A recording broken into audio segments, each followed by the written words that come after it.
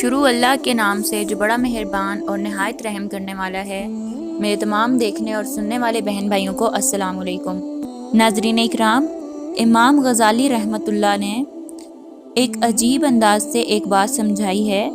فرماتے ہیں کہ ایک بادشاہ کا بڑا باغ تھا جس کے کئی حصے تھے۔ اس نے ایک آدمی کو بلایا اور اس کے ہاتھ میں ایک ٹوکری دی اور کہا کہ میرے باغ میں داخل ہو جاؤ اور بہترین پھلوں سے ٹوکری بھر کر لاؤ، بڑا انعام ملے گا، مگر شرط یہ ہے کہ جب اندر سے گزر کر آ جاؤ تو تمہیں دوبارہ واپس جانے کی اجازت نہیں ہوگی۔ اس نے کہا چلو یہ تو کوئی بڑی بات نہیں۔ وہ ٹوکری لے کر چل پڑا، ایک طرف سے دروازے میں داخل ہوا، دیکھا کہ اس کے اندر پھل ہیں مگر پسند نہ آئے۔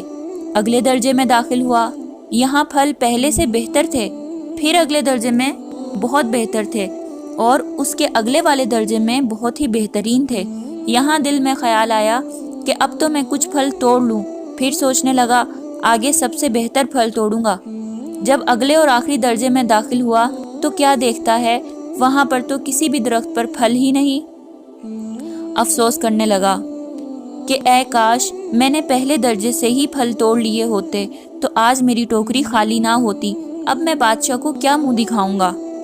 امام غزالی رحمۃ اللہ علیہ فرماتے ہیں، اے دوست، بادشاہ اللہ رب العزت کی مثال کی مانند ہے اور انسان جو باغ میں جا رہا ہے وہ تیری مثال ہے، اور ٹوکری سے مراد تیرا اعمال نامہ ہے۔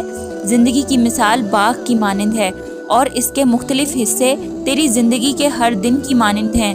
اب تجھے ہر دن میں نیکیوں کے پھل توڑنے کا حکم دیا گیا ہے، لیکن تو روز سوچتا ہے کہ میں کل سے نیک بن جاؤں گا، یعنی اگلے درجے سے پھل توڑوں گا، اگلے درجے سے پھل توڑوں گا۔